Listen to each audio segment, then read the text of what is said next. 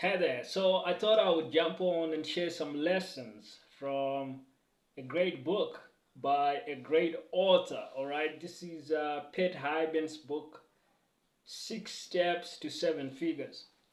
And some of the people that have really inspired me in my career, both as a salesman selling things, as well as just in my business career in general, my journey in business, learning about marketing, sales, learning about cold calling, learning about all the things that go into uh, selling things and moving product and getting a business, making money. Really, people from the real estate industry, and Pete Hiban is one of those guys. So I started reading his book. I think some years ago that I started reading his book, and I think I kind of browsed through it. I don't know if I actually ever read like A to Z, like start to finish. I don't know, and I might have since I came across the book for the first time quite a long time ago now.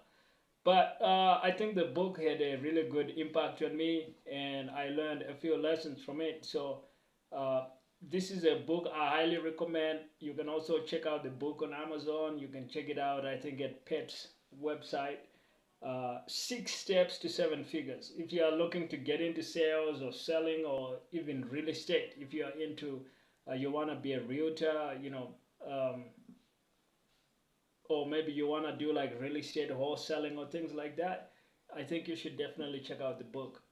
So, anyhow, two lessons from the book that I think are really transformative. And one, this is really simple, and this is not the one where the big money is made, but it's an important, simple fundamental that Pet shares in the book, and that's you gotta save money. So, he gives an example, I think, of where with his wife, uh, when he started making really good money, he didn't move town. Like he didn't move into a nice condo or a nice villa on the beach, right? Like you might typically do. Like if you start making say $1 million a year, a lot of people are gonna upgrade their house, right? Like that's pretty typical. But what Pet actually did is he stayed in the house where he was living. And what this did is that all that extra money, because he didn't move into a more expensive place, bigger mortgage, everything. So he was actually accumulating surplus cash, surplus income, surplus wealth, because he wasn't sending it straight out the door to pay bigger bills. And I think that's really smart. So if you're gonna be in sales or selling or building a business or any kind of environment where you're gonna eventually make a lot of money, you need to be aware that when you start making a lot of money, don't upgrade your lifestyle. Like that's a big mistake. Save the money, and what it's gonna do is it's gonna allow you to actually invest in your business, in yourself, and you're actually gonna grow your business so much bigger. So that was a big lesson that I learned from Pet Hyben. And then the second lesson, and this is actually where the big money gets made. Because if you're not making money, what are you gonna save anyway, right? Even if you wanna save, you ain't gonna, do not.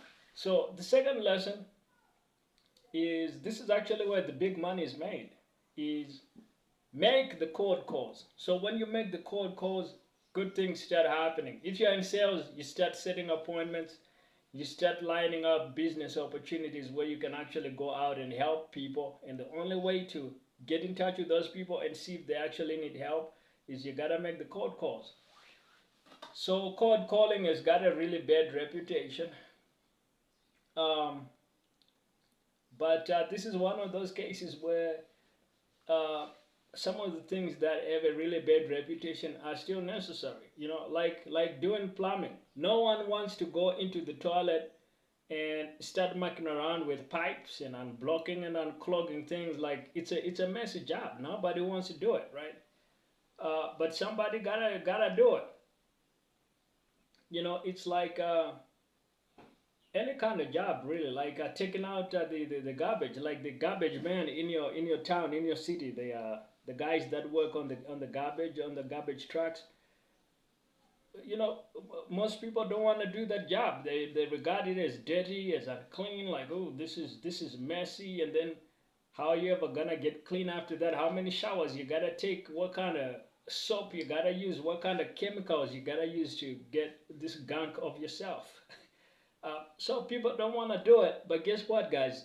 That job is very, very necessary. It's an honorable job. It's a very necessary job. Probably more honorable than typical because fewer people want to do it. And yet it's so vital for society. Think about where society would be without garbage man or without plumbers. And in this case, guys, I'm telling you, cold calling people, we don't want to do it. But guess what? It's necessary, and it just might be a more honorable job than average for the same. If you can accept it for the same reasons. So go make the cold calls. Two really big lessons I learned from Pet Hiban. Now, if you want to grow your own service business, then you can check out my Millionaire Service Business chat on my Discord server, and that's where I share some of the lessons, right, on growing your service business, getting more clients, and what you gotta do to market your business better.